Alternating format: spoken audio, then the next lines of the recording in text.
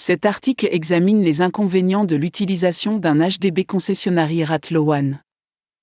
Il n'y a plus d'épargne sur votre compte ordinaire CPF, Central Provident Fund. Avant d'être autorisé à contracter un prêt HDB, il est obligatoire d'utiliser d'abord tout le solde, après avoir mis de côté un montant pour les frais divers de l'achat de l'appartement, de votre CPF OA jusqu'à la limite d'évaluation, le plus bas du prix d'achat ou de l'évaluation au moment de l'achat, le cas échéant. Ensuite, le HDB décidera du montant du prêt en fonction du montant restant à payer pour l'appartement.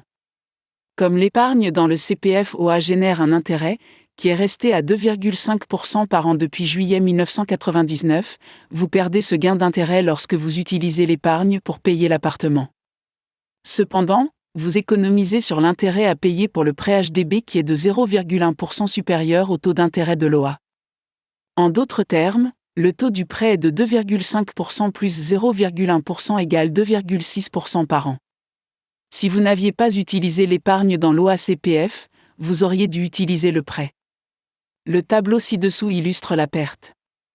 Épargne sur le CPF OA égale 50 000 €. Intérêt perçu à 2,5% par an égale 1 250 €. Intérêt à payer sur le prêt à 2,6% par an égale 1 300 €. Perte égale 1 300 €, 1 250 € égale 50 €. Néanmoins, il est toujours possible que vous auriez été mieux loti si l'épargne était restée dans l'OA. En effet, les premiers 60 000 € sur les 3 comptes CPF, ordinaire, spécial et Medisav, rapportent un intérêt supplémentaire de 1%, avec un maximum de 20 000 € sur l'OA. Donc, si vous devez compter sur les soldes de votre OA pour compléter les 60 000 €, vous perdez ce 1% d'intérêt supplémentaire.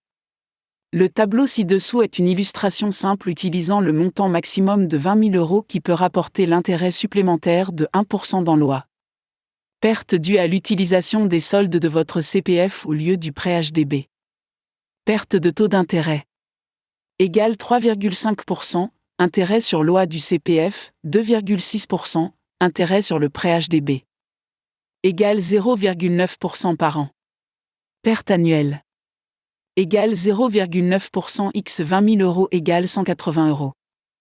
De plus, lorsque l'appartement est vendu, toute l'épargne CPF utilisée et les intérêts qui auraient été accumulés si la somme était restée sur le compte, seront déduits du produit de la vente et remboursés à l'OA. Cela réduira le produit en espèces dont vous pouvez avoir besoin à d'autres fins.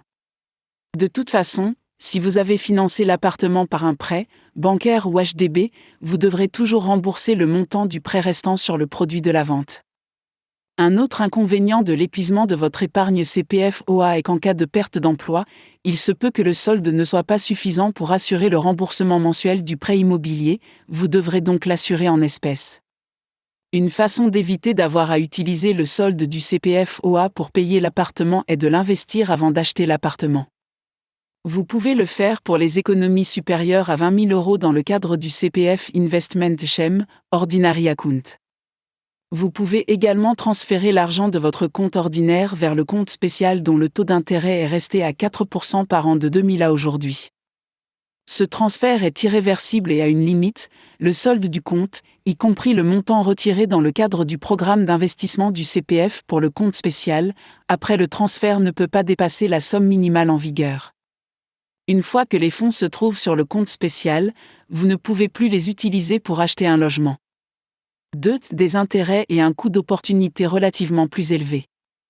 Dans un contexte de taux d'intérêt élevé, un établissement de financement proposera, selon toute probabilité, un prêt à un taux d'intérêt inférieur à celui d'un prêt HDB. Ainsi, le coût d'opportunité, la meilleure alternative abandonnée, pour ne pas utiliser un prêt privé devient plus élevé. En outre, vous perdez également le 1% d'intérêt supplémentaire sur l'épargne, plafonné à 20 000 €, sur votre compte ordinaire CPF. Que vous optiez pour un prêt HDB ou un prêt bancaire, n'oubliez pas que vous n'êtes pas autorisé à refinancer un prêt HDB une fois que vous avez contracté un prêt bancaire.